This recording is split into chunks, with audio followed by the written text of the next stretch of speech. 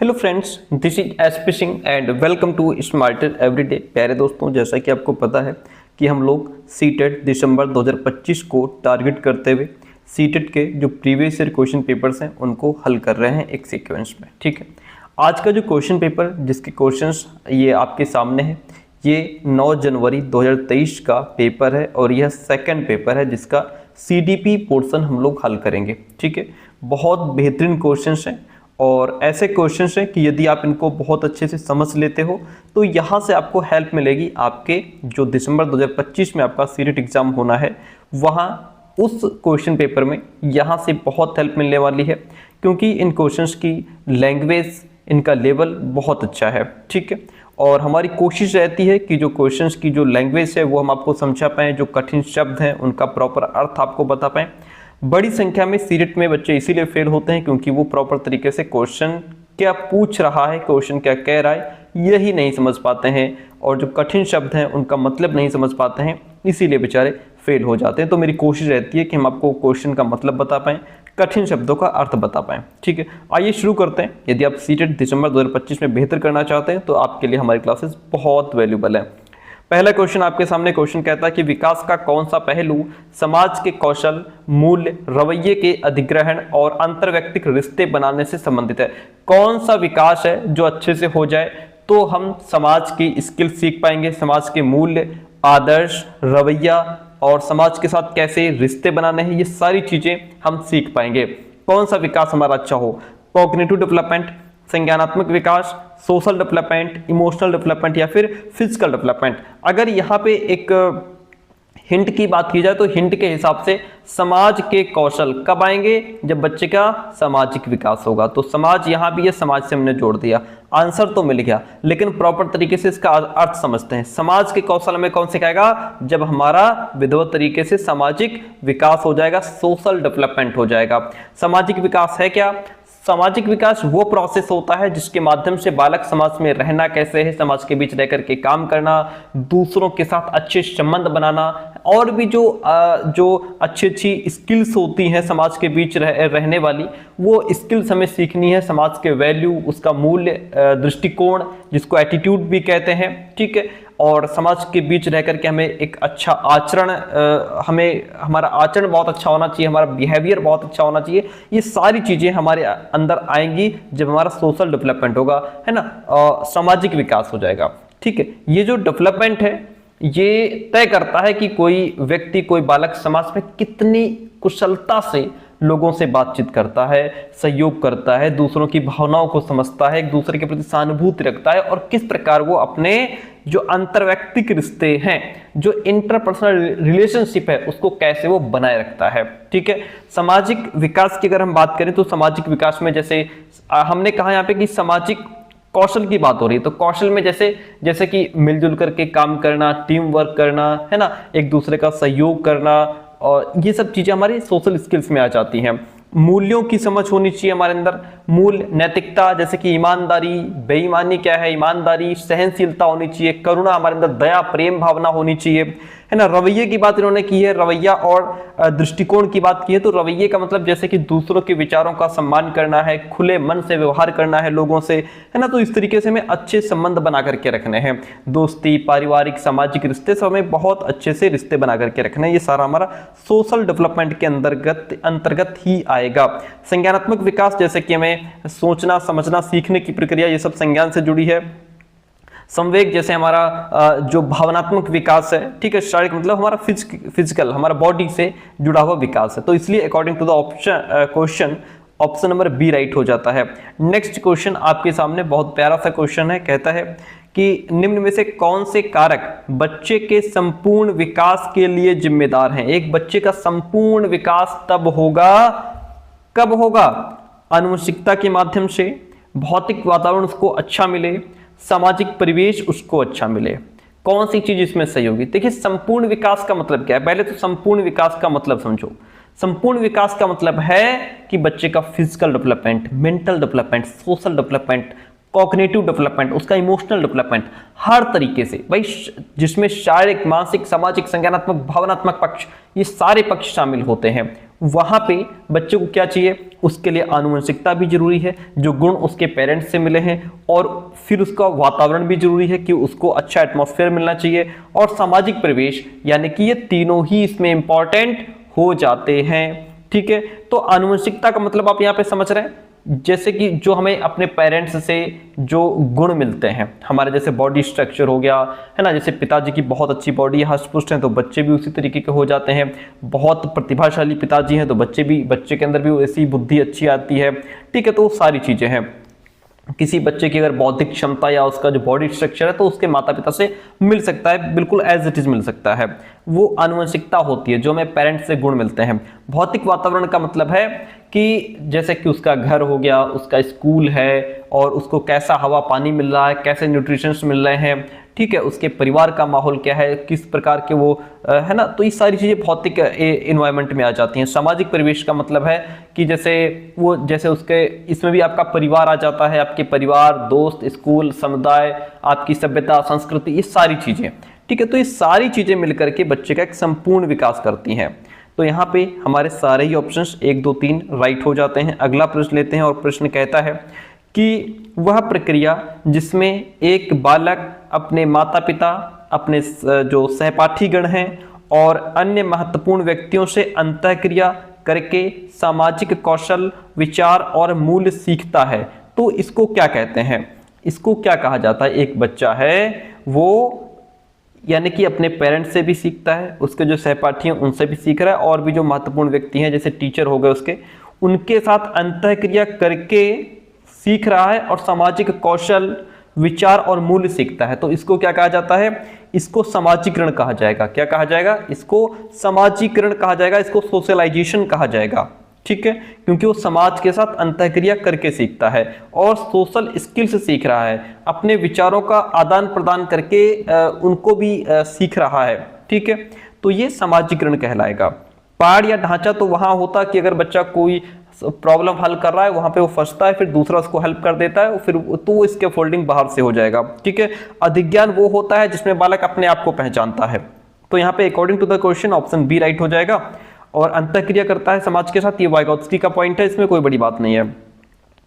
अगला प्रश्न हमसे कहता है कि पियाजे के सिद्धांत के अनुसार उस प्रक्रियाओं को जिसमें बच्चे या तो नए स्कीमा का निर्माण करते हैं या अपने स्कीमा में बदलाव करते हैं, या तो नया स्कीमा बनाएंगे या फिर जो स्कीमा उनके अंदर फिट है, बना हुआ है, उसमें वो बदलाव करेंगे, तो इसको क्या कहा जाता है। जाहिर सी बात है, हम लोगों ने पढ़ा है, इसको एडॉप्टेशन कहते हैं। क्या कहते हैं, इसको एडॉप्टेशन कहते हैं। ठीक है, हिंदी में संतुलीकरण, संतुलीकरण तो नहीं होना चाहिए, यहाँ पे अनुकूलन होना चाहिए, अनुकूलन होना चाहिए यहाँ पे। ठीक है, क्या होना चाहिए, यहाँ पे अनुकूलन होना चाहिए, एडॉप्टेशन, क्योंकि यहाँ पे एडॉप्टेशन में दोनों चीजें आ जाती हैं, एसिमिलेशन, अकोमोडेशन, दोनों चीजें आपकी किस में आ जाती हैं, एडॉप्टेशन में ही आ जाती हैं। ठीक है, इसी में आपका एसिमिलेशन आ जाएगा, एसिमिलेशन आ जाएगा, मैं आपको थ्योरी दिखा देता हूँ, इसी में आपका एकोमोडेशन आ जाएगा। ठीक है, यहाँ पे बच्चा दोनों ही चीजें करता है, एसिमिलेशन भी करता है, एकोमोडेशन। आइए थ्योरी से समझते हैं इसको। ये देखिए, यहाँ पे हमने आपको बताया था कि इंपॉर्टेंट कॉन्सेप्ट है ये जीन पियाजे का, अनुकूलन। अनुकूलन में दोनों चीजें आ जाती हैं, अनुकूलन में दोनों ही चीजें आ जाती हैं।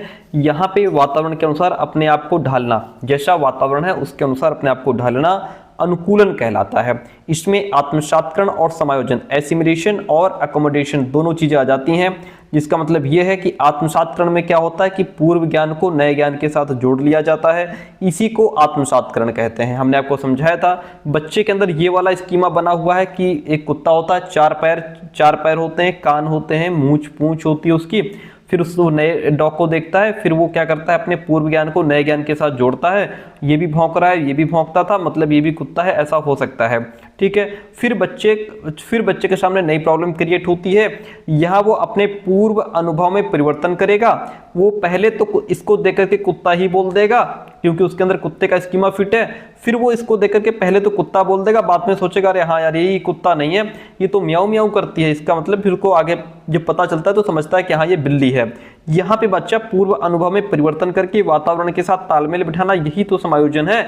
तो समायोजन और एसिमिलेशन, दोनों ही क्रियाएं किसके अंतर्गत आती हैं? एडाप्टेशन के अंतर्गत। तो राइट आंसर हमने क्या बताया आपको? एडाप्टेशन। क्या हो जाएगा? एडाप्टेशन, जहां पे बच्चे या तो उस प्रक्रियाओं को जिसमें बच्चे या तो नए स्कीमा का निर्माण करेंगे या फिर स्कीमा में बदलाव करेंगे, उसको हम एडाप्टेशन कहेंगे। ऑप्शन सी राइट हो जाएगा।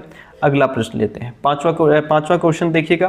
कहता है जीन पियाजे के अनुसार मूर्त संक्रियात्मक अवस्था में बच्चे तर्कपूर्ण ढंग से सोच पाते हैं पर उन्हें डैश में कठिनाई आती है। बच्चे तर्कपूर्ण ढंग से सोच तो पाते हैं लेकिन किसमें कठिनाई आती है? बच्चों को कठिनाई आती है परिकल्पित निगमनात्मक तर्क में कठिनाई आती है।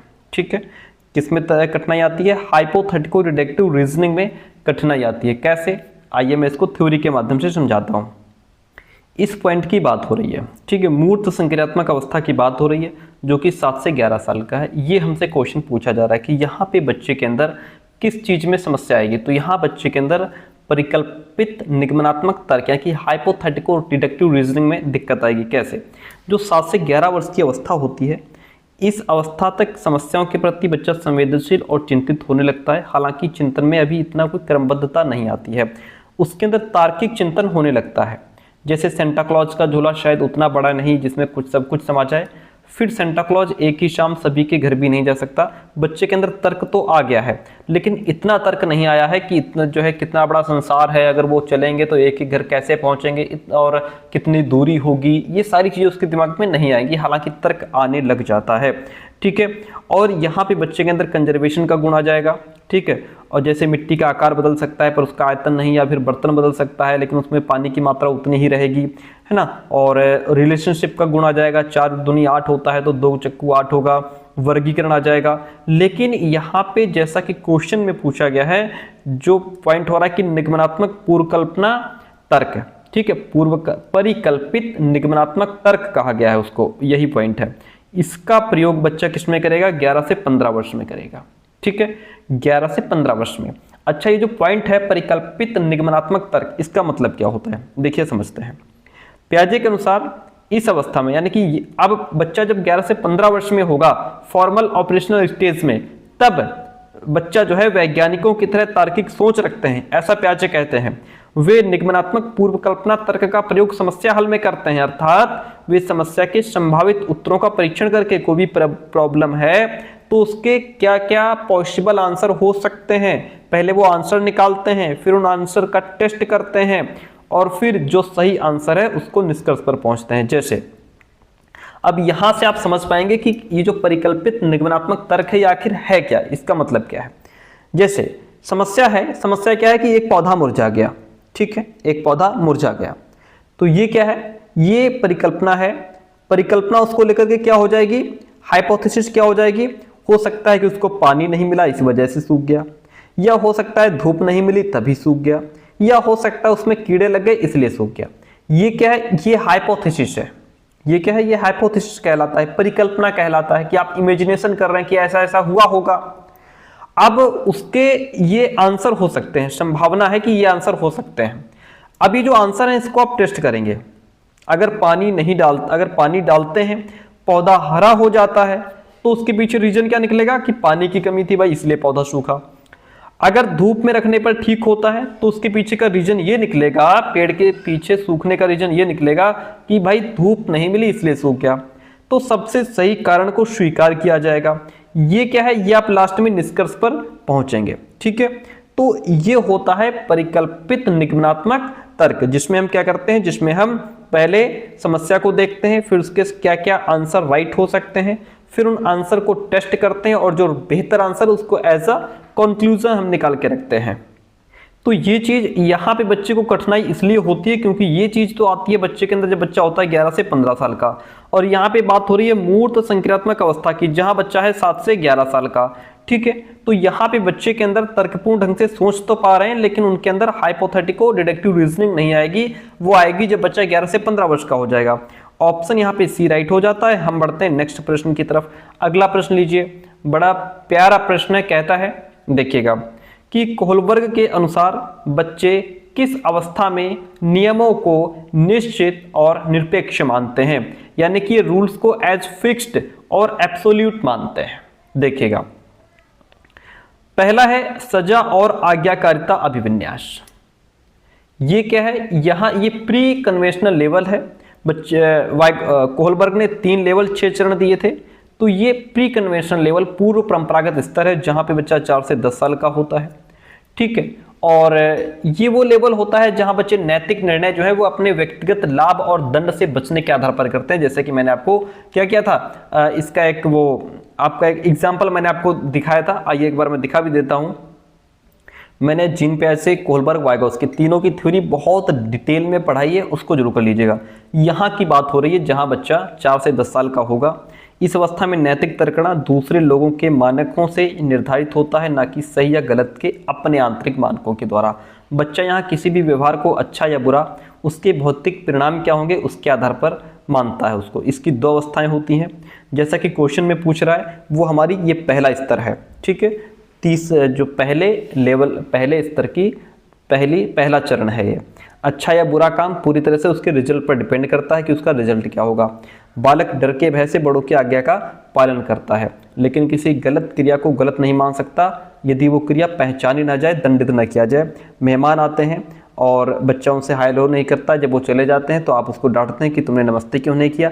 अगली बार बच्चा जब मेहमान आते हैं तो पहले दौड़ के पैरों में गिर जाता है, ठीक है। यानी कि यहाँ पे बच्चा इसलिए नहीं पैर छू रहा है कि उसकी अंदर से वो सभ्य हो गया है, उसको आज्ञाकारिता आ गई है या उसकी इच्छा है, नहीं, वो पता है कि जब मेहमान चले जाएंगे तो मेरे ऊपर क्या बीतेगी, कैसे डांट पड़ेगी, इस वजह से वो पैर छू रहा है। तो ये क्या है, ये यहाँ पे जो आज्ञा का पालन हो रहा है वो डर के भय से हो रहा है, ठीक है। तो ये होता है आपका यही वो स्टेज है जहाँ पे है सजा और आज्ञाकारिता अभिविन्यास, पनिशमेंट एंड ओबीडियंस ओरिएंटेशन। यानी कि यहाँ बच्चे नियमों को निश्चित और निरपेक्ष मानते हैं, ठीक है। यहाँ पे नैतिकता का मतलब कि जो है आज्ञा का पालन करना है। ओके, इतनी बात क्लियर है। आगे बढ़ते हैं। अब जैसे नेक्स्ट पॉइंट है कि सोशल कॉन्ट्रैक्ट ओरिएंटेशन, ये पोस्ट कन्वेंशनल लेवल की ये 5वीं अवस्था है। अगर आपने डीप से पढ़ा होगा, मैंने थ्योरी पढ़ाई है, जहां बालक जो है नियमों को फ्लेक्सिबल और समाज के लिए उपयुक्त मानता है कि उसमें बदलाव किया जा सकता है। फिर आपका आता है यूनिवर्सल एथिकल प्रिंसिपल्स ओरिएंटेशन, यानी कि सार्वभौमिक नैतिक सिद्धांत अभिविन्यास। ये छठी और लास्ट स्टेज होती है, ये छठा चरण है आपका, जहां बालक या व्यक्ति नैतिक निर्णय अपने अंतःकरण और सार्वभौमिक नैतिक सिद्धांतों पर आधारित होता है। गुड बॉय गुड गर्ल जो है ये कन्वेंशनल लेवल की तीसरी अवस्था है, जहां नैतिक निर्णय दूसरे क्या समझ रहे हैं या समाज क्या चाहता है, समाज हमसे क्या अपेक्षाएं रखता है, उनकी अपेक्षाओं पर खरा उतरने की बालक यहाँ कोशिश करता है, गुड बॉय गुड गर्ल बनना चाहता है, ठीक है। जैसे एक छोटी बच्ची है, वो अपनी दादी को इसलिए दवाइयाँ दे रही है क्योंकि उसकी माँ कहती है कि हमें बड़ों की सेवा करनी चाहिए, तो वो अपनी माँ की नज़रों में अच्छा बनना चाह रही है, इसलिए दादी को सुबह शाम दवाई दे रही है वो, ठीक है, बड़ा ध्यान रखती है दादी का। तो ये वो वाली अवस्था है। तो अकॉर्डिंग टू द क्वेश्चन आपका ऑप्शन नंबर फर्स्ट राइट हो जाएगा। नेक्स्ट क्वेश्चन आपके सामने क्वेश्चन कहता है कि निम्न में से किसे सामाजिक रचनावादी सिद्धांतकार के रूप में भी जाना जाता है। कौन है जो सामाजिक रचनावादी सिद्धांतकार के रूप में जाने जाते हैं? BF Skinner, Lawrence Kohlberg, JP Guilford या फिर लेव वाइगोत्स्की। तो वह हैं आपके लेव वाइगोत्स्की, जो सामाजिक रचनावादी सिद्धांतकार के रूप में भी जाने जाते हैं। इन्होंने सामाजिक सांस्कृतिक सिद्धांत दिया, ठीक है। चलिए, सोशियो कल्चर थ्योरी दी इन्होंने। अगला अब देखिए, जैसे फर्स्ट पॉइंट है बीएफ स्किनर इसमें राइट क्यों नहीं? क्योंकि ये व्यवहारवाद से जुड़े हुए हैं। किससे जुड़े हैं? व्यवहारवाद, बिहेवियरिज्म से जुड़े हुए हैं। और इन्होंने ऑपरेंट कंडीशनिंग थ्योरी दी थी, आपको पता ही होगा। और ये जो है ये सोशल कंस्ट्रक्टिविज्म में विश्वास नहीं रखते, यानी कि सामाजिक रचनावाद में विश्वास नहीं रखते हैं। लॉरेंस कोहलबर्ग इन्होंने नैतिक विकास का सिद्धांत दिया, थ्योरी ऑफ मोरल डेवलपमेंट दी, जिसमें इन्होंने 3 लेवल 6 चरण बताए हैं, ठीक है। और अगले हैं जेपी गिलफोर्ड। कौन है? JP Guilford. इन्होंने जो बुद्धि का जो संरचनात्मक मॉडल है, स्ट्रक्चर ऑफ इंटेलेक्ट थ्योरी दी है, ठीक है। गिलफोर्ड ने बुद्धि को 3 आयामों में विभाजित किया था इन्होंने, संचालन, सामग्री और उत्पाद, जिसको ऑपरेशंस, कंटेंट एंड प्रोडक्ट कहते हैं, ठीक है। और फिर अगला आपका लेव वाइगोत्स्की तो है ही। तो option D is the right one in this question. एक कक्षा में विद्यार्थी समूह में काम कर रहे और कॉन्सेप्ट को समझ रहे हैं। एक कक्षा में जो विद्यार्थी हैं वो ग्रुप में बैठ करके काम कर रहे हैं, तो 6 लोगों का ग्रुप हो सकता है, 8 लोगों का ग्रुप हो सकता है, 4 लोगों का ग्रुप हो सकता है। ग्रुप में बैठ करके काम कर रहे हैं, टॉपिक को समझ रहे हैं या कॉन्सेप्ट को समझ रहे हैं। शिक्षक ये देखती है कि एक समूह के सभी सदस्य आगे नहीं बढ़ पा रहे हैं एक ग्रुप ऐसा है जहाँ के सारे बच्चे उसी सवाल पर अटके हैं, आगे नहीं बढ़ पा रहे हैं। वह उन्हें इशारे और संकेत देकर के उनकी सहायता करती है, उनको बता देती है कि ऐसा है, वो फॉर्मूला लगा दो, सवाल लग जाएगा। एक इशारा हो गया, ठीक है, पूरा सवाल नहीं बताया, इशारा हो गया कि ये फॉर्मूला लगेगा, बस हमने इतना बता दिया कि ये फॉर्मूला लगेगा। कभी कभी हम लोग कहते नहीं थे बस एक पॉइंट बता दो, बस फॉर्मूला कौन सा लगेगा ये बता दो, सवाल अभी हम लगा देंगे। तो टीचर ने थोड़ा इशारा दे दिया, संकेत कर दिया। पुनः उन्हें उनके प्रयासों पर छोड़ देते कि फॉर्मूला हमने बता दिया, अब सवाल अपने आप लगाओ। कक्षा में कौन सा प्रत्यय का प्रयोग हो रहा है, किस प्रत्यय का प्रयोग हो रहा है यहाँ पे, कंडीशनिंग का, अनुबंधन का हो रहा है, स्कैफोल्डिंग का, पैसिव इमिटेशन का, या फिर रट्टाफिकेशन चल रहा है। सिंपल सी बात है, यहाँ वाइगोस्की का पॉइंट है, स्कैफोल्डिंग चल रहा है, पाड़ या ढांचे का काम हो रहा है, जहां बच्चे को इशारा देकर के या एक टेम्पररी हेल्प दी जाती है, कुछ समय के लिए थोड़ी सी हेल्प दे दी जाती है और बच्चा अपने काम को कर ले जाता है, उसको स्कैफोल्डिंग या फिर पाड़ या ढांचा कहते हैं। Option B is the right one in this question. अगला प्रश्न लीजिए, एक प्रगतिशील कक्षा की विशेषता क्या है? जो एक प्रोग्रेसिव एजुकेशन है उसकी क्या विशेषता है भाई? शिक्षक की गतिशीलता होती है इसमें, टीचर्स मोबिलिटी, यानी कि जो प्रगतिशील कक्षाएं हैं उनमें टीचर बच्चों के साथ मूवमेंट करते हैं, एक्टिव होकर के बच्चों के साथ सहभागिता निभाते हैं या पार्टिसिपेट करते हैं। केवल ब्लैक बोर्ड तक चीज़ें सीमित नहीं रहती, पूरी तरीके से जैसे बच्चों के साथ इन्वॉल्व होकर के टीचर सिखाते हैं बच्चों को, है ना, प्रोजेक्ट बेस्ड काम होता है, लर्निंग बाय डूइंग के माध्यम से बच्चे सीखते हैं। और लचीला समूहीकरण, ये भी प्रगतिशील कक्षा की ही विशेषता है। फ्लेक्सिबल ग्रुपिंग, फ्लेक्सिबल ग्रुपिंग का मतलब होता है छात्रों की जिसमें रुचि है, जितनी उनकी क्षमता है, जैसी उनकी आवश्यकता है, उनके हिसाब से उनको ग्रुप में डिवाइड कर दिया जाता है। ठीक है, तो ये लचीला समूहीकरण है, जो बच्चा जैसी रुचि, क्षमता, योग्यता रखता है, जैसी उसकी आवश्यकता है, उसके हिसाब से उसको अलग अलग ग्रुप में डिवाइड कर दिया जाता है। ठीक है, अच्छा, बच्चों की स्वायत्तता, ऑटोनॉमी टू चिल्ड्रन, यानी कि यहाँ पे बच्चे जो हैं वो सीखने के लिए स्वतंत्र होते हैं, है ना, उनकी जिज्ञासा और क्रिएटिविटी को यहाँ पे बढ़ावा दिया जाता है। बहुत सारी सामग्रियों का प्रावधान, बात तो ठीक है, अच्छी चीज़ है भाई, बहुत सारी सामग्री का प्रावधान। यहाँ बच्चों के लिए खिलौने भी लाओ, और जो साइंस से रिलेटेड जो टूल्स हैं, जो उपकरण हैं बच्चों को, है ना, उत्तोलक वगैरह वो भी लाओ, और कहानियों की किताबें भी लाओ। तो ये सारी चीज़ें बच्चों को प्रोवाइड कराओ, बच्चे बढ़िया सीखेंगे। सारे ऑप्शंस राइट हैं भाई, ये सारे ही प्रगतिशील कक्षा की विशेषताएं हैं। ठीक है, तो हम जाएंगे 1 2 3 4, सारे ही ऑप्शंस आपके राइट हो जाते हैं। कौन सी बुद्धि में शामिल हैं?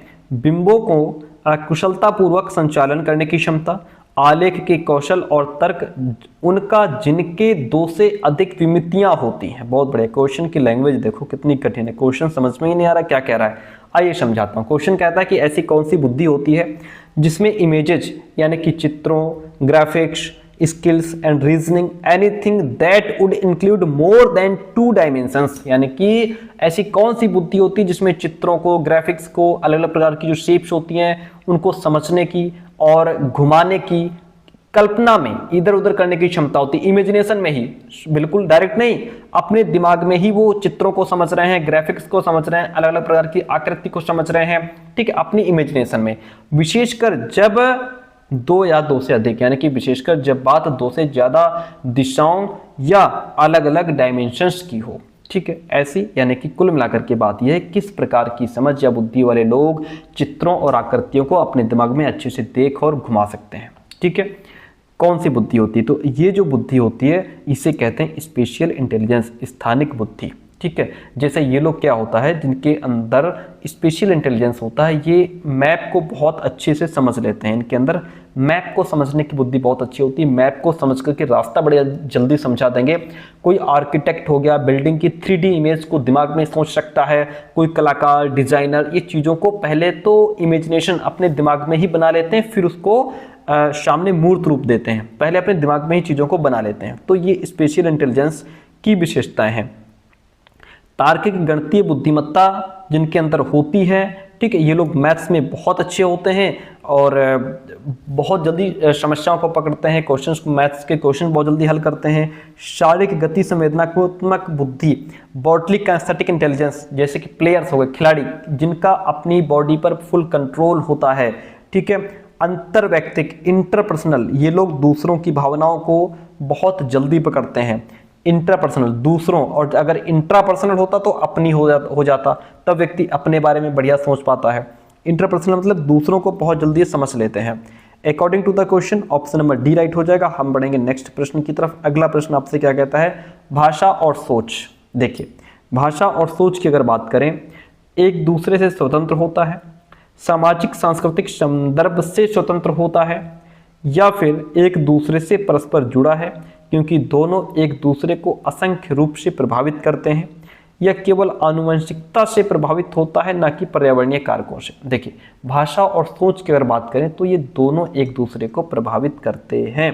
लैंग्वेज एंड थॉट, जब कोई बालक भाषा सीखता है तो उसकी सोचने की क्षमता भी बढ़ जाती है। इसी तरह हमारे अंदर थॉट्स, थिंकिंग का डेवलपमेंट होता है, और बालक अपने इमोशंस, अपने थॉट्स जो हैं वो लैंग्वेज के माध्यम से ही बाहर ला पाता है। तो ये दोनों आपस में जुड़े हुए हैं क्योंकि दोनों एक दूसरे को असंख्य रूप से प्रभावित भी करते हैं। ठीक है, ये मान लीजिए छोटा बच्चा है तो क्या करता है, पहले तो वो सोचता है, पहले इसके अंदर थॉट आता है, लेकिन उसके पास शब्द नहीं होते। जैसे जैसे वो लैंग्वेज सीखता है, अपने थॉट्स को बेहतर ढंग से हमारे सामने रखने लगता है, अपनी बात रखने लगता है, जो उसके दिमाग में चल रहा है वो बोलने लगता है, यानी सोचने बोलने की क्षमता साथ साथ बढ़ती जाती है। तो आपस में दोनों जुड़े हुए हैं। ऑप्शन सी राइट हो जाएगा। हम बढ़ेंगे नेक्स्ट प्रश्न की तरफ। अगला प्रश्न कहता है कि यह संभावित है कि एक बालक जो अपने माता पिता को गैर अनुरूपवादी जेंडर व्यवहार करते हुए देखती है, एक बच्ची है, एक चाइल्ड है, एक बच्चा है, अपने पेरेंट्स को गैर अनुरूपवादी जेंडर व्यवहार यानी कि नॉन कन्फॉर्मिस्ट रोल्स, इसका मतलब क्या होता है, नॉन कन्फॉर्मिस्ट रोल्स का मतलब होता है कि जैसे भाई क्या है, जनरली ये होता है कि पिताजी बाहर काम करते हैं, पैसे कमाते हैं, माताजी घर का काम करती हैं, बच्चों की देखभाल करते हैं। ये हो गया पारंपरिक रूप। लेकिन अगर ऐसा ना हो, जैसे कि पिताजी घर का काम करें, माताजी नौकरी करें, तो इसे कहते हैं नॉन कन्फॉर्मिस्ट रोल्स। इसको कहते हैं गैर अनुरूपवादी जेंडर व्यवहार, जहाँ पे सिर्फ पिताजी पैसे ही नहीं कमा रहे हैं, पिताजी घर के कामों में, माताजी का रसोई में भी हाथ बंटवा रहे हैं। ठीक है, और माताजी बाहर पिताजी के साथ काम करने भी जा रही हैं। ठीक है, तो जहाँ पे ये अपोजिट हो जाए उसे कहते हैं नॉन कन्फॉर्मिस्ट रोल्स। ठीक है, तो यहाँ पे क्या होगा, ये जेंडर रूढ़िवादिता का पालन करेगी नहीं। यहाँ पे जेंडर रूढ़िवादिता का पालन नहीं हो रहा है क्योंकि गैर अनुरूपवादी जेंडर व्यवहार है।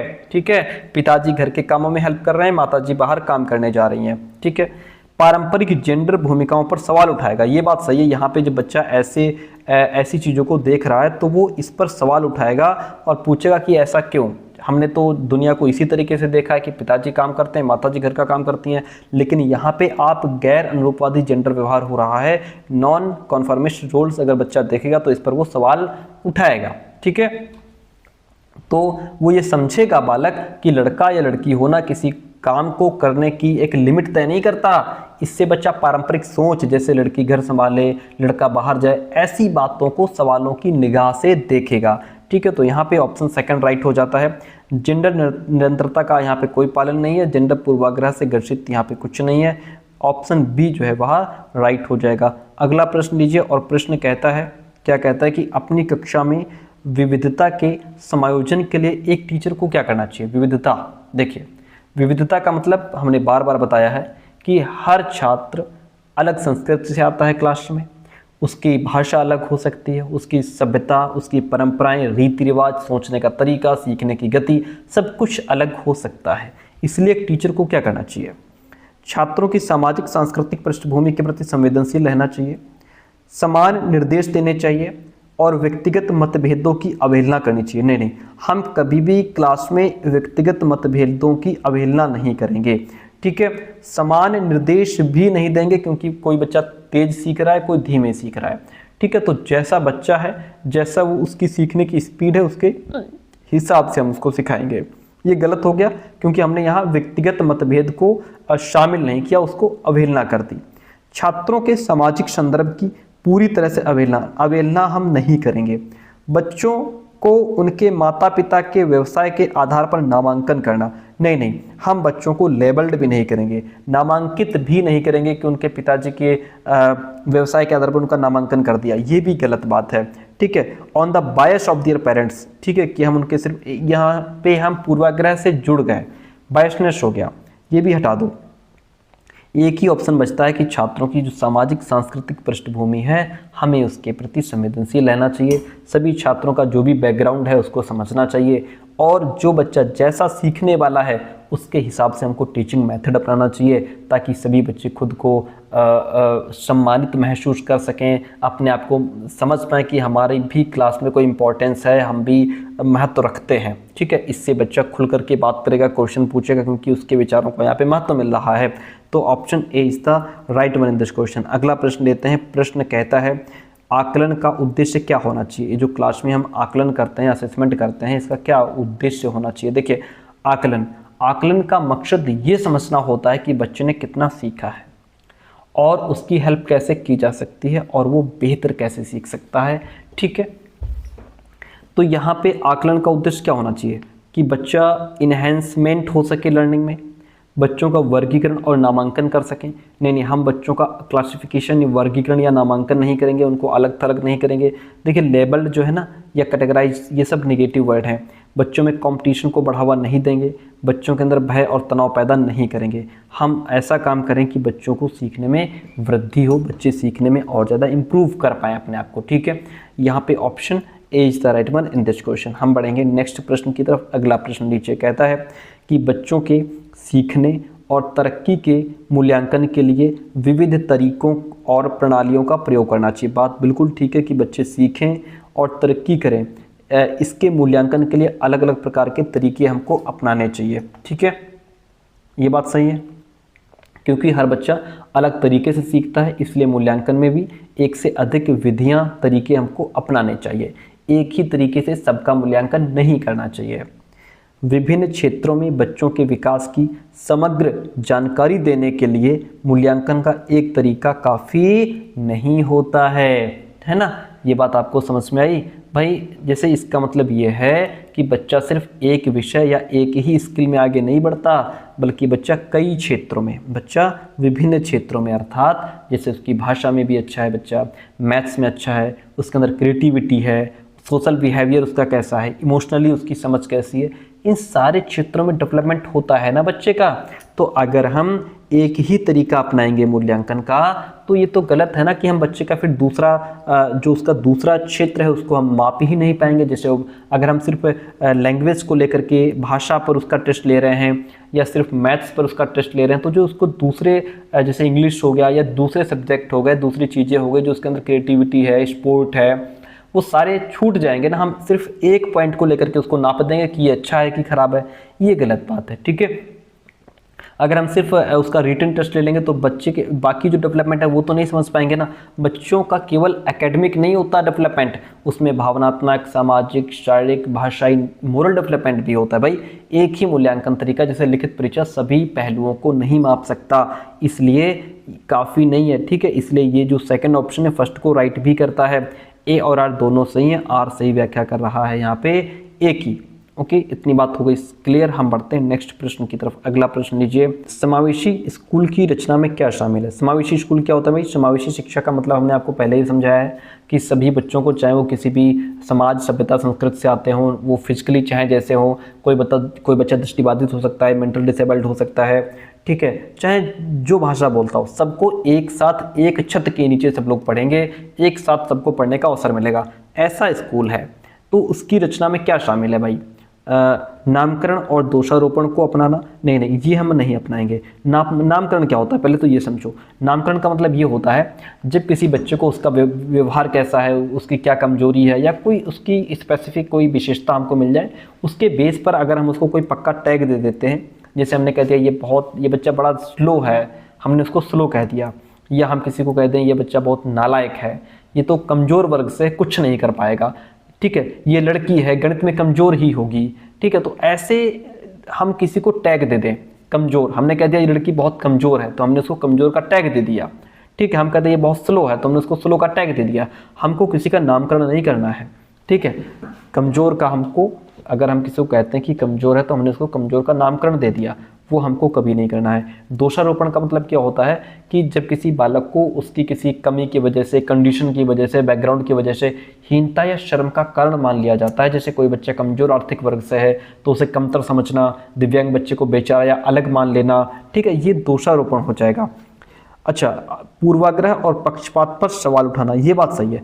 समावेशी स्कूल की रचना में क्या शामिल है? Questioning stereotypes and prejudices. पूर्वाग्रह और पक्षपात पर सवाल उठाना, इसके मतलब ये है कि हम अपनी सोच और व्यवहार में जो भी गलत धारणाएं, झुकाव हैं, टीचर को क्या चाहिए कि टीचर उन्हें पहचाने, समझे, उन्हें बदलने की कोशिश करे। यदि टीचर के अंदर कोई पूर्वाग्रह है कि लड़कियां होम साइंस ही पढ़ेंगी, लड़के मैथ्स ही पढ़ेंगे, यदि इस तरीके का कोई पूर्वाग्रह उनके अंदर है तो वो उसको जांचे, है ना, और फिर उसको दूर करने का प्रयास करे, दूर करे। यदि उसके अंदर कोई पक्षपात जैसी चीज़ है ना, जैसे मान लीजिए अमीर घर के बच्चे हैं, उनको ज़्यादा इंपॉर्टेंस दे रहा है टीचर, गरीब घर के बच्चों को कम इंपॉर्टेंस दे रहा है, अच्छे कपड़े पहन के आया बच्चा सुंदर दिख रहा है तो उसकी बात सुन रहा है, कोई गरीब घर से बच्चा है, अच्छे कपड़े नहीं पहने, गंदा सा दिख रहा है, उसके क्वेश्चन को वो नहीं सुन रहा है, उसको इग्नोर कर रहा है। तो ऐसी चीज़ें टीचर के अंदर तो नहीं है। टीचर को क्या करना चाहिए? ऐसी चीज़ों को हटा देना चाहिए, अपने अंदर से निकाल देना चाहिए, ठीक है। ऐसी धारणाएं, ऐसे झुकाव हैं तो टीचर उन्हें बदलने की कोशिश करे, ये चीज़ होनी चाहिए। अगला प्रश्न है वर्गीकरण। हम बालकों को वर्गीकरण नहीं करेंगे, बालकों का कैटेगराइज नहीं करेंगे कि हमने जो है इंटेलिजेंट के बेस पे तेज बच्चे थे उनका अलग ग्रुप बना दिया और कमज़ोर बच्चों का अलग ग्रुप बना दिया, अमीर बच्चों का अलग ग्रुप बना दिया, गरीब बच्चों का अलग ग्रुप बना दिया, इंग्लिश बोलने वाले बच्चों को अलग बिठा दिया, हिंदी बोलने वालों को अलग बिठा दिया, ठीक है। ये हम इस तरीके से वर्गीकरण नहीं करेंगे बच्चों का, ये गलत बात है। वर्गीकरण नहीं करेंगे, पृथक्कीकरण भी नहीं करेंगे, सेग्रेगेशन भी नहीं करेंगे। कुछ बच्चों को जैसे मुख्य धारा से अलग कर देना, जैसे जो बेचारे विशेष आवश्यकता वाले बच्चे होते हैं उनको अलग कक्षा में भेज दिया आपने, तो ये आपने उनका सेग्रेगेशन कर दिया, अलग थलग कर दिया उनको, है ना। किसी कमज़ोर बच्चे को बाकी बच्चों से अलग बेंच पर बैठा दिया आपने, वो आपने उसका पृथक्कीकरण कर दिया, बाकी बच्चों से उसको अलग कर दिया, है ना। केवल होशियार बच्चों को आप कंपटीशन में शामिल कर रहे हैं, बाकी को बाहर कर रहे हैं, ये पृथक्कीकरण हो गया, ये हम कभी नहीं करेंगे। इनका मतलब समझ लो आप, क्या नामकरण है, क्या दोषारोपण है, क्या वर्गीकरण है, क्या पृथक्कीकरण है, ये सारे इनका मतलब समझ लो, वही मैं आपको समझा रहा हूँ, इसलिए हमारी क्लास लंबी हो जाती है। पाठचर्या शिक्षा शास्त्र को सख्त और मानकीकृत करना। सख्त का मतलब हो गया कि रिजिड कर दिया आपने, ठीक है। रिजिड का मतलब होता है कि सभी बच्चों को एक ही तरीके से आप पढ़ा रहे हो, चाहे कोई कमज़ोर हो, तेज हो, स्लो सीखने वाला हो, कैसा भी है, सबको एक तरीके से पढ़ा रहे हो, सबको एक डंडे से आंक रहे हो। किसी भी बच्चे की ज़रूरत, उसकी रुचि, उसका बैकग्राउंड क्या, उसको ध्यान में नहीं रखा आपने। आपके पढ़ाने में या बदलाव में कोई लचीलापन नहीं है, कहीं भी फ्लेक्सिबिलिटी का कोई गुंजाइश नहीं है। अगर कोई बच्चा डायग्राम के माध्यम से सीखना चाह रहा है कि सर ये टॉपिक हमको समझ में नहीं आ रहा, हमको डायग्राम बना के समझा दो, है ना, और आप कह रहे हैं नहीं जो हम बोल रहे हैं बस उसी से समझो, उसी सीखो, हम डायग्राम वगैरह नहीं बना पाएंगे, ये क्या कर दिया आपने? इसका मतलब है कि आपका जो शिक्षा शास्त्र है, आप जो टीचिंग मेथड अपना रहे हैं वो रिजिड है, सख्त है कि हम सिर्फ ओरल ही पढ़ाएंगे, ठीक है। अच्छा, अब जैसे मानकीकृत करना, मानकीकृत का मतलब पहले भी आपको समझाया है, सभी बच्चों के लिए एक ही तरह की किताबें हैं, एक ही तरीके से पढ़ा रहे हो, सबका एक ही तरीके से मूल्यांकन कर रहे हो, सभी को एक जैसा होना चाहिए, ऐसी आपने सोच बना के रखी है ना। आपने जो बच्चों में जो डाइवर्सिटी है, जो विविधता है, उसको आपने नज़रअंदाज किया हुआ है, तो ये होता है मानकीकृत करना। किसी एग्ज़ाम में सभी बच्चों से एक ही तरह की आंसर की उम्मीद करना कि इस प्रश्न का सभी बच्चे यही उत्तर देंगे, बच्चों के अपने क्या विचार हैं उस प्रश्न का, वो अपने शब्दों में कैसे लिख सकते हैं, उस पर कोई नज़र नहीं है आपकी।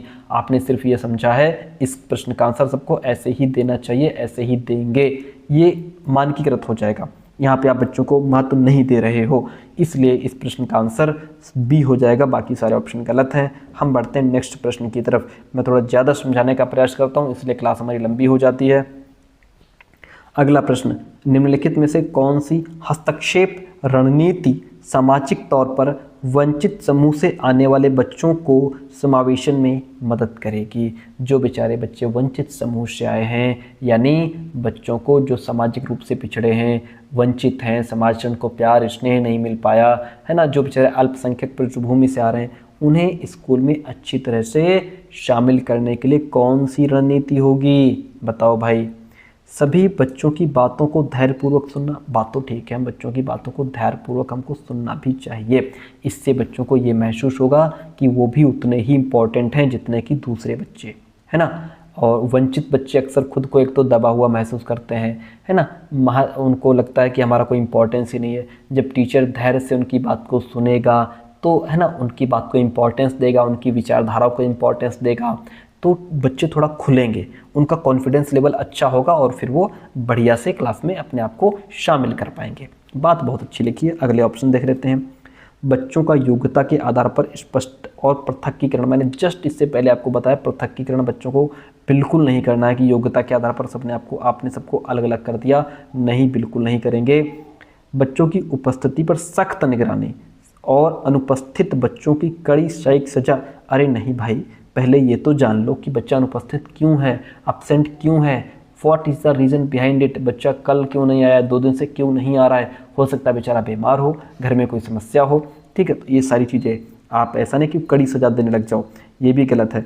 सेकंड गलत, थर्ड गलत।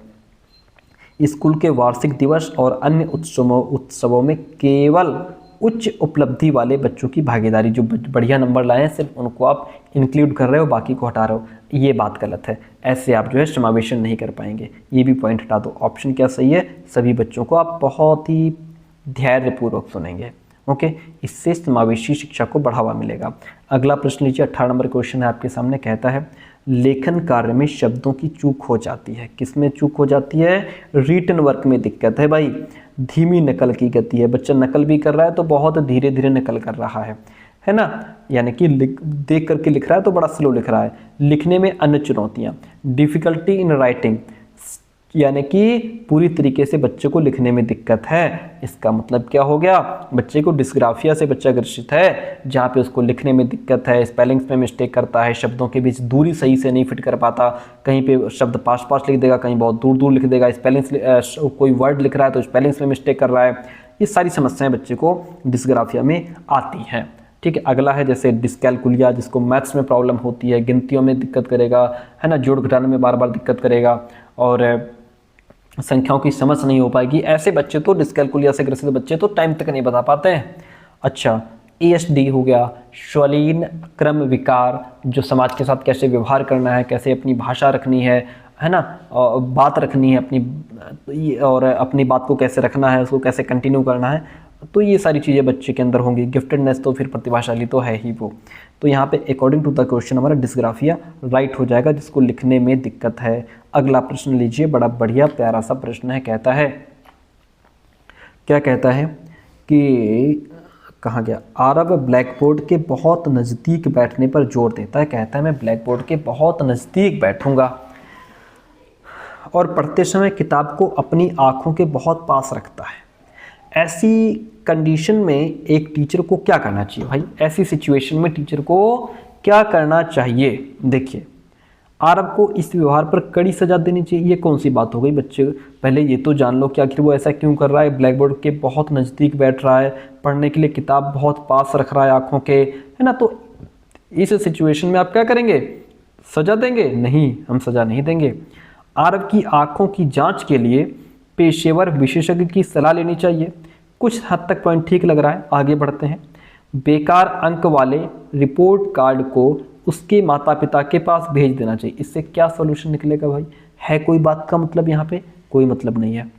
आरव को दृष्टिबाधित विद्यार्थियों के लिए विशेष स्कूल में भेज देना चाहिए। हम भेज तो देंगे, लेकिन पहले ये तो जांच लें क्या उसको वास्तव में आँखों में दिक्कत है भी या नहीं है ना। बिना जांच के ये डिसीजन लेना कि हम उसको दूसरे स्कूलों में भेज दें, ये जल्दबाजी नहीं होगी। पहले ये जानना जरूरी है कि वो पूरी तरह दृष्टिबाधित है भी या नहीं है। हम क्या करेंगे, हम आरव की आँखों की जांच के लिए पेशेवर विशेषज्ञ की पहले सलाह लेंगे, उसके बाद आगे का प्रोसेस जानेंगे। इसलिए ऑप्शन बी राइट हो जाएगा, बाकी ऑप्शन हटा दो, गलत है भैया। अगला प्रश्न लीजिए, मौलिकता, ओरिजिनलिटी, फ्लुएंसी, फ्लेक्सिबिलिटी, यानी कि मौलिकता, सोच में प्रवाह, लचीलेपन किसकी प्रमुख विशेषताएं हैं? श्वलीनता की, सृजनात्मकता की, डिसलेक्सिया की, या फिर ADHD की? किसकी विशेषताएं हैं भाई? देखिए, ओरिजिनलिटी का मतलब क्या है यहाँ पे, मौलिकता का मतलब ये है नए और अनोखे विचार उत्पन्न करने की क्षमता, ठीक है। सोच में प्रवाह, फ्लुएंसी का मतलब है कि बड़ी संख्या में विचार, थॉट्स जल्दी जल्दी उत्पन्न करने की क्षमता। लचीलेपन, फ्लेक्सिबिलिटी का मतलब है अलग अलग पॉइंट ऑफ व्यू से प्रॉब्लम्स को देखना और सॉल्यूशन निकालने की क्षमता, ये सारी क्वालिटीज़ कहाँ आएंगी? जो बच्चा क्रिएटिव होगा। ये सारी विशेषताएं किसकी हैं? क्रिएटिव बच्चे की हैं। ठीक है। सृजनात्मकता क्या है? ग्रुप ऑफ मेंटल एबिलिटीज, यानी कि मानसिक क्षमताओं का समूह जो किसी व्यक्ति को नए, मौलिक और उपयोगी तथा सही विचार उत्पन्न करने में सक्षम बनाता है, उसी को कहते हैं सृजनात्मकता। ठीक है। तो यहाँ पे creativity is the right answer in this question. हम बढ़ेंगे नेक्स्ट प्रश्न की तरफ। 21 नंबर क्वेश्चन आपके सामने रखते हैं। क्वेश्चन कहता है प्रतिभाशाली अधिगम के लिए, प्रभावशाली अधिगम के लिए, यानी कि जो हम सिखाएं वो बहुत प्रभावशाली हो, उसके लिए टीचर्स को अपने विद्यार्थियों में कौन सी स्किल्स डेवलप करनी चाहिए? समालोचनात्मक सोच डेवलप करनी चाहिए, क्रिएटिविटी डेवलप करनी चाहिए, प्रॉब्लम सॉल्विंग स्किल डेवलप करनी चाहिए। बच्चे कैसे सीखते हैं ये जो है डेवलप करना चाहिए। ये तो बहुत अच्छी बात है। अगर हमें अपना अधिगम प्रभावशाली बनाना है तो हम क्या करें? हम बच्चों के अंदर क्रिटिकल थिंकिंग डेवलप करें, जहां बच्चा अब जो है चीज़ों को गहराई से सोच सके, समझ सके, उसके बारे में जान सके, उसका मूल्यांकन, उसके गुण दोष को समझ सके, वो होती क्रिटिकल थिंकिंग। क्रिएटिविटी, जहां बच्चा, मैंने जस्ट आपको अभी बताया क्रिएटिविटी क्या है, ये क्या है? ग्रुप ऑफ मेंटल एबिलिटीज है ना, जो बालक को नए, मौलिक, उपयोगी और सही विचार उत्पन्न करने में सक्षम बनाए। ठीक है। प्रॉब्लम सॉल्विंग स्किल उसके अंदर होना चाहिए, कैसे प्रॉब्लम को सॉल्व करना है, कैसे सीखते हैं, ये भी तो सीखना जरूरी है। तो ये सारी ही चीज़ें बहुत अच्छी हैं और इन सारी ही स्किल्स का डेवलप करना चाहिए बच्चों में, इसलिए ऑप्शन 1, 2, 3, 4 वाला राइट हो जाएगा। अगला प्रश्न लीजिए भाई। प्रश्न कहता है कि सहयोगात्मक अधिगम, सहयोगात्मक यानी कि कोलैबोरेटिव लर्निंग को बढ़ाने के लिए, बढ़ावा देने के लिए टीचर्स को बालकों में आपसी संवाद को प्रोत्साहित करना चाहिए। बहुत अच्छी बात है भाई। कह रहा है कि यदि हमको बच्चों के अंदर क्या करना चाहिए? जब शिक्षक छात्रों के बीच किसको? डायलॉग, जब टीचर छात्रों के बीच संवाद यानी डायलॉग को बढ़ावा देते हैं तो वो एक दूसरे से सीखने के अवसर पाते हैं, जैसे कि विचारों का आदान प्रदान हो गया, समस्याओं को मिलकर के हल करना हो गया। ठीक है। सहयोगात्मक अधिगम का मतलब यही तो होता है, बच्चे ग्रुप में सीखते हैं, एक दूसरे की हेल्प करके सीखते हैं, किसी प्रोजेक्ट पर मिल करके काम कर रहे हैं। ओके। नेक्स्ट पॉइंट है कि सीखना दूसरों की मदद लेकर सह निर्माण की प्रक्रिया है। ये पॉइंट आपका वाइगोत्स्की का है। ठीक है। और इसका मतलब क्या है कि भाई यहाँ पे ये कह रहा है कि बच्चे अकेले नहीं सीखते, बल्कि ग्रुप में टीचर्स और अपने जो उसके जो MKO यानी कि मोर नॉलेजेबल अदर्स हैं, है ना, उनकी मदद से सीखते हैं। यहाँ पे ज्ञान का निर्माण यानी कि को कंस्ट्रक्शन यानी कि ज्ञान का निर्माण, यानी बच्चा अपने अनुभव और दूसरों की मदद से साझा रूप से सीखता है। अगर एक बच्चा गणितीय कोई समस्या नहीं सुलझा पा रहा है और कोई उसका फ्रेंड या टीचर उसको थोड़ा हेल्प कर देता है तो बच्चा सीख जाता है। इसी को कंस्ट्रक्शन कहा जाता है। ठीक है। अब यहाँ पे जो आर है ना, ये ए को एक्सप्लेन भी कर रहा है। ठीक है भाई। ए क्या कहता है? ए कहता है कि टीचर को छात्रों में डायलॉग को बढ़ावा देना चाहिए ताकि सहयोगात्मक अधिगम हो सके, बच्चों को संवाद को बढ़ावा देना चाहिए, एक दूसरे के विचारों को वो समझ सकें। आर बताता है कि सीखना सह निर्माण यानी कि को कंस्ट्रक्शन की प्रक्रिया है जो दूसरों की मदद से होती है। इसका मतलब है कि जब शिक्षक संवाद को बढ़ावा देता है तो वे सह निर्माण को संभव बनाते हैं, यानी छात्र आपस में सीखते हैं। तो आर जो है वो एक ही व्याख्या भी कर रहा है। ए और आर दोनों सही है, आर सही व्याख्या करता है ए की, इसलिए ऑप्शन फर्स्ट राइट हो जाएगा। अगला पॉइंट लीजिए। 23 नंबर क्वेश्चन आपके सामने कहता है कि बच्चों के सीखने के बारे में निम्नलिखित में से कौन सा कथन सही नहीं है? हमें गलत ढूंढना है इसमें से। बहुत बढ़िया क्वेश्चन है, बड़ा इंपॉर्टेंट क्वेश्चन है। बच्चे चक्रीय तरीके से सीखते हैं। ये तो बच्चों के सीखने के बारे में बिल्कुल सही पॉइंट है कि बच्चे चक्रीय तरीके से सीखते हैं। अब आप कहेंगे सर समझा तो दो, स्पाइरल वे है क्या सीखने का? स्पाइरल लर्निंग वो होती है, इसका मतलब है कि बच्चा पहले किसी टॉपिक को, किसी कॉन्सेप्ट को मूल रूप से बुनियादी तौर पर सीखता है और फिर समय के साथ उसी टॉपिक को, उसी कॉन्सेप्ट को थोड़ा गहरा और व्यापक रूप में दोबारा सीखता है। जैसे हमने कह दिया कि हमने अभी क्या कह दिया कि बच्चा पहले कैसे सीखता है? पहले मूल रूप में। हमने बच्चों को पहले नाउन पढ़ाया। क्या पढ़ाया सर? नाउन पढ़ाया आपने। ठीक है। हमने नाउन में क्या पढ़ाया कि किसी भी noun is the name of a person, place और थिंग। हम लोगों ने शुरुआत में इतना ही तो पढ़ा था कि नाउन क्या है? पर्सन, प्लेस और थिंग। पर्सन प्लेस और thing, noun is the name of a person place और थिंग। इतना हमने सीख लिया। अब क्या है कि हमने नाउन पढ़ा, अब इसको टेंस में, सेंटेंस में कैसे यूज करना है उसको समझा, फिर घूम फिर करके नाउन पर ही आए। अब इसके टाइप्स को समझेंगे हम, नाउन के जो प्रकार हैं, proper noun, common noun, collective noun, material noun, abstract noun, concrete noun, इनको हम समझेंगे। चल तो पूरा प्रोसेस नाउन का ही रहा है। पहले हमने मूल रूप में समझ लिया कि पर्सन प्लेस थिंग, इसका नाम नाउन होता है। अब उस नाउन में भी तो घुसेंगे ना, प्रॉपर नाउन क्या है उसके डीप में जाएंगे, कॉमन नाउन कौन कौन से होते हैं, कलेक्टिव नाउन में क्या क्या आता है, मटेरियल में क्या क्या आता है, एब्स्ट्रैक्ट क्या है, कॉन्क्रीट क्या है, और डीप में घुसते जाएंगे। तो हम घूम फिर करके आए तो नाउन पर ही, और जब अब दोबारा घूम करके आएंगे तो और ज्यादा गहरी समझ लेकर के आएंगे, और ज्यादा डीप से इसको समझेंगे भी हम। ठीक है, जैसे शुरुआत में बच्चे को सिखाया गया, हम समझा रहा हूं मैं आपको कि स्पाइरल वे क्या होता है, चक्री तरीके से बच्चा कैसे सीखता है। शुरुआत में हम बच्चों को क्या करते हैं, सिर्फ 1 से 10 तक गिनती सिखाते हैं, बेटा 1 से 10 तक गिनती सीखो।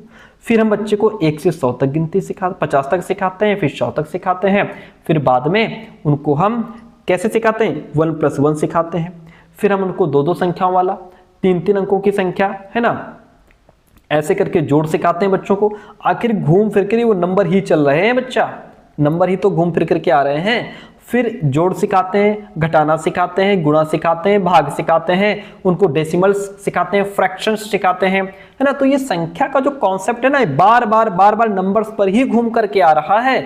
इसे यही तो चक्राकार है, यही तो स्पाइरल वे है, लेकिन हर बार बच्चा नई गहराई के साथ इन पर आ रहा है। ये होता है स्पाइरल वे। आई बात समझ में? तो बच्चे चक्री तरीके से ही सीखते हैं। ऑप्शन फर्स्ट यहाँ पे राइट है। हमें कौन सा ढूंढना है कि सीखने के बारे में गलत ढूंढना है हमको, ये तो सही है सीखने के बारे में। बच्चे रैखिक तरीके से सीखते हैं, नहीं, बच्चे रैखिक नहीं सीखते। रैखिक का मतलब यहाँ पे ये है कि बच्चे बिल्कुल एक सीधा लाइन में सीखते हैं, एक सीधा लाइन में, स्टेप बाय स्टेप नहीं सीखते बच्चे। लीनियर लर्निंग जो है, लीनियर मैनर जो है, ये गलत धारणा है। जैसे मैं आपको बताऊं कैसे गलत है भाई। हमने बच्चों को जोड़ सिखाना है, एडिशन सिखाना है, तो क्या है, पहले बच्चों गिनती सिखाओ, फिर उनको जोड़ सिखा दो, घटाना सिखा दो, गुणा भाग सिखा दो। और ये मान लेना कि जब बच्चा जोड़ सीख गया तो पूरी तरह से समझ गया और अब उसे फिर से जोड़ की जरूरत नहीं पड़ेगी। अगर हम बच्चों को 5 + 5 और 5 का प्लस सिखा दिया तो क्या अब उसको दोबारा कभी हम एडिशन नहीं सिखाएंगे, या दोबारा कभी बच्चा इस एडिशन के स्टेप पर लौट करके नहीं आएगा। अगर हम उसको गुणा सिखा देंगे, ठीक है, अगर हमने बच्चे को ये गुणा सिखा दिया तो क्या दोबारा गुणा के कॉन्सेप्ट पर लौट करके नहीं आएगा। फिर क्या हम उसको जो है कि ऐसे पॉइंट वाले गुणा नहीं सिखाएंगे कि दशमलव अब कैसे लगेगा, गलत है ना। तो बच्चा घूम फिर करके आता है, जो टॉपिक पीछे पड़ गया उस पर घूम करके आता है। ठीक है, बच्चा जोड़ सीखते समय बार बार गिनती पर लौटता है। घटा या गुणा सिखाते समय भी वो जोड़ को बार बार दोहराएगा। हम घटाना सिखा रहे हैं फिर भी जोड़ को दोहराएगा, गुणा सिखा रहे हैं तब भी वो उसको दोहराएगा। तो ये गलत है, चक्री तरीके, रैखिक तरीके से नहीं सीखता बच्चा, स्पाइरल सीखता है। बच्चे अपनी गलतियां और त्रुटियों से सीखते हैं। प्रयास व त्रुटि का सिद्धांत भी दिया है, ठीक है, क्योंकि गलतियां जो है ना बच्चों को सोचने पर मजबूर करती हैं, सुधारने पर, नए तरीकों को अपनाने का अवसर देती हैं। ठीक है, तो ये भी क्या है, त्रुटियों से सीखते हैं, ये भी ठीक है, ये भी सही है। बच्चे तब सीखते हैं जब वे सक्रिय संबंध में सक्षम होते हैं, यानी कि बच्चे तब अच्छे से सीखते हैं जब वो नई जानकारी को अपने एक्सपीरियंसेस से जोड़ लेते हैं। वेरी गुड भाई। गलत एक ही है कि बच्चे लीनियर मैनर में नहीं सीखते। ये हमको क्या है, कथन सही नहीं है, नॉट करेक्ट हमको ढूंढना था, वो हमने यहाँ पे ढूंढ लिया। आगे बढ़ते हैं, 24 नंबर क्वेश्चन लेते हैं भाई। एक रचनावादी कक्ष में डैश सीखने का केंद्र है। एक कंस्ट्रक्टिविस्ट क्लासरूम की बात हो रही है सर। कंस्ट्रक्टिविस्ट किस पर बल देता है, जहां बच्चा खुद इन्वॉल्व होकर के सीखता है। कंडीशनिंग, अनुबंधन, नहीं, ये तो बिहेवियरिस्ट है, दृष्टिकोण है, व्यवहारवादियों का दृष्टिकोण है। इसकी बात पावलव करेंगे, ठीक है। कंडीशनिंग की बात कौन करेंगे, पावलव करेंगे, स्किनर करेंगे, ठीक है। और जिसमें कि सीखना प्रतिक्रिया, पुनर्बलन, स्टिमुलस रिस्पॉन्स पर आधारित होता है। ये कंस्ट्रक्टिविज्म से मेल नहीं खाता किसी तरीके से। रट्टाफिकेशन कभी हम इसको महत्व नहीं देते। मीनिंग मेकिंग, अर्थ बनाना, ये ठीक है। ये प्रैक्टिस बेस्ड है। क्या है, प्रैक्टिस बेस्ड। प्रैक्टिस बेस्ड का मतलब यह है कि जहां बच्चा प्रयास, अभ्यास करके सीखे, कुछ हद तक ठीक है, लेकिन कंस्ट्रक्टिविस्ट इसको इंपॉर्टेंस नहीं देता। लर्निंग कैसी होनी चाहिए? लर्निंग जो है वह मीनिंगफुल होनी चाहिए, मीनिंग मेकिंग होना चाहिए, यानी कि छात्र अपने अनुभव, अपने पूर्व ज्ञान, समाज के साथ बातचीत करके, है ना, ज्ञान का निर्माण करते हैं। टीचर सिर्फ यहाँ पे फैसिलिटेटर की भूमिका निभाता है, टीचर सिर्फ मार्गदर्शन देता है और बच्चा सीखता चला जाता है, बच्चा खुद अर्थ खोज लेता है। इसलिए ऑप्शन सी राइट हो जाएगा। हम बढ़ेंगे नेक्स्ट प्रश्न की तरफ। आज का 25 नंबर क्वेश्चन आपके सामने। क्वेश्चन कहता है विद्यार्थियों को सक्षम करने के लिए कि वे अपने सीखने को विनियमित कर पाएं, एक टीचर को क्या करना चाहिए? भाई यहाँ पे टीचर को क्या करना चाहिए? बच्चों को निष्क्रिय रूप से निर्देशों का पालन करने के लिए प्रोत्साहित करना चाहिए। जहाँ बच्चा पैसिव है वो ऑप्शन तुरंत काट दो, ठीक है, यदि हमारा क्वेश्चन पॉजिटिव है तो। सीखने की प्रक्रिया पर सख्त नियंत्रण, नहीं, रिजिड, ये भी निगेटिव वर्ड है, सख्त नियंत्रण नहीं रखेंगे हम, ठीक है। बच्चों को स्वयं लक्ष्य तय करने और उसे पाने की रणनीतियों पर काम करने से हतोत्साहित नहीं, निगेटिव वर्ड है सर, इनको लिख लो निगेटिव वर्ड को, ये भी निगेटिव वर्ड है। बच्चों में अधिसंज्ञानात्मक क्षमताओं के विकास पर ध्यान केंद्रित करना चाहिए, ये बात बहुत अच्छी है। पहले यदि आप शुरुआत से हमारी वीडियोस देख रहे होंगे प्यारे दोस्तों, तो आपको पता होगा कि अधिसंज्ञानात्मक क्या होता है, मेटाकॉग्निटिव होता क्या है। मेटाकॉग्निटिव देखिएगा, मेटाकॉग्निटिव का मतलब ये होता है जिसमें बालक आत्म मूल्यांकन कर पाए, अपने आप का मूल्यांकन कर पाए, किसी टॉपिक को, किसी सब्जेक्ट को सीखने के लिए सही स्ट्रेटजी फॉलो कर पाए, खुद को समझ पाए कि मैं कैसे बेहतर सीख सकता हूँ, मेरी ताकत क्या है, मेरी कमजोरी क्या है। तो ये होता है अधिसंज्ञानात्मक। तो बच्चों में अधिसंज्ञानात्मक क्षमताओं के विकास पर ध्यान केंद्रित करना चाहिए, जिससे बालक क्या कर पाए, सीखने को विनियमित कर पाए, यानी कि अपने काम को सेल्फ रेगुलेट कर पाए। अगर एक छात्र ये जानता है कि वो पढ़ते समय नोट्स बनाने से बेहतर समझ पाता है और परीक्षा के लिए पहले से योजना बनाता है, तो वो सेल्फ रेगुलेटेड लर्नर कहलाएगा। मैंने क्या कहा पॉइंट? अगर जैसे कोई बालक कहता है कि यार मेरे को ऐसे समझ में नहीं आता जब तक मैं पढ़ते समय खुद नोट्स ना बनाऊं, है ना, या खुद जो टॉपिक पढ़ रहा हूँ यदि मैं उसको अपने शब्दों में नहीं लिखता हूँ तो मेरे को तब तक वो टॉपिक समझ में ही नहीं आता। ये अच्छी चीज़ है, इसका मतलब बच्चा अपने आप को जानता है कि मेरी ताकत क्या है, मेरी कमजोरी क्या है, मैं कैसे बेहतर सीख सकता हूँ, ठीक है। तो ये होता है metacognitive. Option D is the right one in this question. हम बढ़ेंगे नेक्स्ट प्रश्न की तरफ। अगला प्रश्न लीजिए। प्रश्न कहता है छात्रों को प्रभावी समस्या समाधान को सक्षम करने के लिए क्या करना चाहिए, यानी कि बच्चे के अंदर प्रॉब्लम सॉल्विंग स्किल डेवलप करनी है हमको। सुलझाए हुए उदाहरणों पर विचार करने के लिए प्रोत्साहित किया जाना चाहिए। बात तो ठीक लग रही है। जब हम लोग ने जब मैथ्स पढ़ते थे तो जहाँ भी एक्सरसाइज होती थी उसमें कुछ लास्ट में कुछ उदाहरण दिए होते थे, तो हम लोग वो उदाहरण भी लगाया करते थे। टीचर कहते थे ये इस एक्सरसाइज के ये 5 उदाहरण घर से लगा करके लाना, है ना, तो हम लोग उदाहरण लगा करके ले जाते थे, पूरे सवाल सॉल्व होते थे, है ना। और तो वो उदाहरण कह रहा है कि उदाहरणों पर विचार करने के लिए प्रोत्साहित करना चाहिए। बात तो ठीक लग रही है, बाकी आगे देख लेते हैं। सुलझाए हुए उदाहरण देकर उन्हें वही रणनीतियों को निष्क्रिय रूप से, निष्क्रिय पेस्ट जो है निगेटिव वर्ड है, इसको यहीं से हटा दो। बोलकर सोचने के लिए हतोत्साहित बच्चे को हम कभी करेंगे नहीं। सुलझाए हुए हतोत्साहित फिर आ गया, ये भी नहीं करेंगे हम भाई, ठीक है, ये निगेटिव वर्ड है। सुलझाए हुए उदाहरणों पर विचार करने के लिए बच्चों को प्रोत्साहित करना चाहिए। इससे क्या होता है, बच्चे ये समझ पाते हैं कि इस एक्सरसाइज के सवाल कैसे लगेंगे, है ना, या इन सवालों को लगाने का तरीका क्या है, कौन सा फॉर्मूला लगेगा, वो सारी चीज़ें बच्चे यहाँ से समझ लेते हैं, ठीक है। इसीलिए उदाहरण हमसे लगवाए जाते थे और हम भी बच्चों को लगवाते हैं। तो option A is the right one in this question. आगे बढ़ते हैं। एक प्रभावी शैक्षिक रणनीति क्या है, इफेक्टिव लर्निंग स्ट्रैटेजी क्या है? भाई शैक्षिक रणनीति देखिएगा, सीखने की प्रक्रियाओं पर शिक्षक का पूर्ण नियंत्रण नहीं, यहाँ टीचर का पूर्ण नियंत्रण नहीं होगा। टीचर सिर्फ एक मार्गदर्शक है, यहाँ पे फैसिलिटेटर है भाई, सिर्फ टीचर यहाँ पे हमको रास्ता दिखाएगा, ठीक है। ये गलत बात है, सेल्फ को पूरा कंट्रोल नहीं रखेगा टीचर।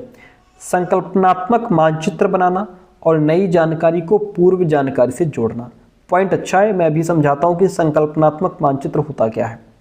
जानकारी को गैर प्रासंगिक बनाना नहीं, जो जानकारी हमारे सब्जेक्ट से रिलेटेड, हमारे टॉपिक से रिलेटेड नहीं है, गैर प्रासंगिक है, उसका हमारे लिए क्या ही मतलब बनता है ना। वेधन और अभ्यास अनर्थक, मीनिंगलेस नहीं होगा सर, मीनिंगफुल होगा, मीनिंगलेस नहीं होगा, काट दो इसको।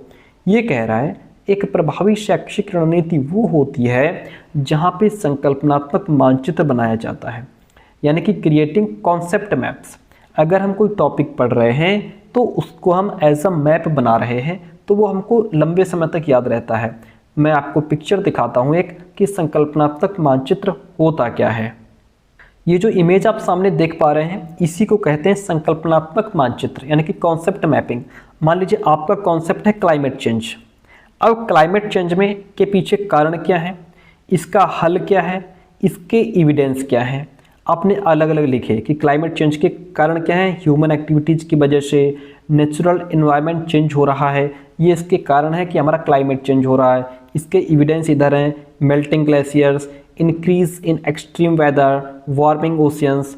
और क्या है, सॉल्यूशन क्या है कि फर्दर रिसर्च होनी चाहिए, change human behaviour, explore renewable energy sources, फिर आगे resource burning of fossil fuels. ये क्या है, ये पूरा जो आपने टॉपिक को ऐसे पॉइंट बना बना करके समझे हैं ना, ये कॉन्सेप्ट मैपिंग है। कॉन्सेप्ट है आपका क्लाइमेट चेंज, इसका पूरा मैप आपने बना लिया, ये कॉन्सेप्ट मैपिंग हो गया सर। ठीक है, तो इस तरीके से बच्चा कॉन्सेप्ट को मैप में बना करके बहुत बढ़िया समझता है, और जब बच्चा अपनी नई जानकारी को पूर्व ज्ञान से जोड़ लेता है तो वो जानकारी उसके दिमाग में लंबे समय तक स्टोर हो जाती है सर। इसलिए ऑप्शन भी यहाँ पे राइट हो जाएगा। हम बढ़ेंगे नेक्स्ट प्रश्न की तरफ। बच्चे अक्सर विभिन्न घटनाओं को समझाने के लिए अपने स्वयं के सिद्धांत गढ़ते हैं। ठीक है, बहुत अच्छी बात है भाई, पॉइंट हमारा सही है। बच्चे चीज़ों को समझने की, बच्चों के अंदर चीज़ों को समझने की अपनी एक स्वाभाविक सी प्रवृत्ति होती है। जब उन्हें कोई घटना, जैसे बारिश की घटना है, समझ में नहीं आती है तो वो अपने अनुभव लगाते हैं, इमेजिनेशन के आधार पर तर्क बनाते हैं। और जो कंस्ट्रक्टिविस्ट लर्निंग थ्योरी है वो यही कहती है कि बच्चे अपनी समझ खुद बनाते हैं। ठीक है, नेक्स्ट पॉइंट, बच्चे सक्रिय प्राणी हैं जो हमेशा अर्थ बनाने की प्रक्रिया में लगे रहते हैं। बहुत अच्छी बात है। रचनावादी दृष्टिकोण मानता है कि बच्चे निष्क्रिय नहीं होते, वे एक्टिव रूप से अर्थ गढ़ने की प्रक्रिया में लगे रहते हैं, खुद एक्सप्लोर करते हैं, अपने सिद्धांत बनाते हैं, अपने नियम बनाते हैं, और अपने अनुभव, अपने पूर्व ज्ञान और नई जानकारी को जोड़ करके सीखते हैं। तो यहाँ पे पॉइंट अब देखना यह है, दोनों सही तो हैं, क्या आर एक को सही व्याख्या कर रहा है? देखिए, जी हाँ, व्याख्या कर रहा है, क्योंकि बच्चे अपने सिद्धांत इसलिए गढ़ते हैं क्योंकि वो अर्थ बनाने की जो स्वाभाविक प्रक्रिया है उसमें संलग्न रहते हैं। इसलिए हमारा आर ए को एक्सप्लेन करेगा। ए और आर दोनों सही हैं, आर सही व्याख्या कर रहा है ए की। अगला प्रश्न लीजिए भाई, आज का सेकंड लास्ट क्वेश्चन कहता है, जब विद्यार्थी महसूस करते हैं कि सीखने की गतिविधियों पर उनका नियंत्रण है, लर्निंग जो हमारी लर्निंग एक्टिविटीज़ हैं उन पर हमारा कंट्रोल है, हम सीख लेंगे, तब उनकी अभिप्रेरणा का स्तर बढ़ जाता है, एक कॉन्फिडेंस आ जाता है। जब विद्यार्थी ये अनुभव करता है कि वो अपनी सीखने की प्रक्रिया को कंट्रोल कर सकते हैं तो उनके अंदर एक इंट्रिंसिक मोटिवेशन आ जाता है, आंतरिक अभिप्रेरणा आ जाती है, और सीखने में वो उनका लेवल, कॉन्फिडेंस लेवल अच्छा हो जाता है, और वे स्वनियमित विद्यार्थी यानी कि सेल्फ रेगुलेटिंग लर्नर बन जाते हैं। सेल्फ रेगुलेटर मतलब ऐसे विद्यार्थी है खुद लक्ष्य तय कर लेते हैं, अपनी स्ट्रैटेजी बना लेते हैं, और अपनी प्रोग्रेस पर खुद निगरानी भी रखते हैं। तो ये ऑप्शन सही है कि सेल्फ रेगुलेटिंग लर्नर यहाँ पे बच्चा बन जाता है। ठीक है, जब बच्चों को यह महसूस होता है कि वो अपने लर्निंग पर कंट्रोल रखते हैं तो उनका जो लेवल है ना मोटिवेशन का, वो हाई हो जाता है, और ख़ुद को वो अनुशासित करने लगते हैं, अपने आप को रिस्पॉन्सिबल महसूस करते हैं। ऑप्शन ए राइट हो गया। बढ़ेंगे आज की लास्ट प्रश्न की तरफ। क्लास के सिरे कॉमेंट करके जरूर बताइएगा। क्लास लंबी हो जाती है क्योंकि मैं आपको हर एक पॉइंट का मतलब समझाने का प्रयास करता हूँ। कहता है कि निम्नलिखित में से कौन सी भावना सार्थक सीखने की प्रक्रिया में बाधा डालती है? सार्थक सीखने की प्रक्रिया में बाधा कौन डालेगा? चिंता बिल्कुल डालेगा, हम सीखने में दिक्कत करेगा बाधा। उत्साह में तो व्यक्ति सीखता है, उत्साह कोई बड़ी बात नहीं है, सकारात्मक भावना है जो अधिगम को बढ़ावा देती है। बच्चा जिज्ञासु और सीखने के लिए प्रेरित रहता है इससे। हाँ, बच्चा खुश है, कोई उस पर प्रेशर नहीं, कोई दबाव नहीं, कोई चिंता नहीं, बच्चा अच्छे से सीख पाएगा। गर्व, प्राइड, देखिए ठीक तो है, आत्मविश्वास को बढ़ाता है, लेकिन अगर एवरेज हो, अगर संतुलन में हो तब ठीक है। बहुत ज़्यादा घमंडी हो जाओगे तब भी नहीं सीख पाओगे। ये भी ठीक है अगर संतुलन में हो तो। हालांकि यहाँ पे कौन सी चीज़ ज़्यादा बाधा डाल रही है, तो चिंता ज़्यादा बाधा डालती है। एक जो चिंतित बच्चा होता है वो उसका माइंड में उसके तनाव आ जाता है, बच्चा अपने आप कंसंट्रेट नहीं कर पाता है, इन्फॉर्मेशन को कलेक्ट नहीं कर पाता है ना, टॉपिक को समझ नहीं पाता है, क्योंकि उसके अंदर क्या है, एक चिंता बैठी हुई है। किसी भी चीज़ को लेकर के हो सकती है, फेल होने का डर हो सकता है ना, या घर से कोई चिंता उसको हो सकती है। तो ये मीनिंगफुल लर्निंग में बहुत बड़ी बाधा होती है, इसलिए option first is the right one in this question. कैसे रही क्लास कमेंट करके जरूर बताइएगा। एंड यदि आपका SST सब्जेक्ट है तो SST के लिए आप हमारे नोट्स ले सकते हैं। उसके लिए 9628182649 इस नंबर पे व्हाट्सअप मैसेज करके नोट्स की इन्फॉर्मेशन ले सकते हैं। कंप्लीट नोट्स अवेलेबल नहीं है, SST का पोर्शन आपको मिल जाएगा। थैंक यू सो मच, मिलते हैं बहुत जल्दी नेक्स्ट क्लास में।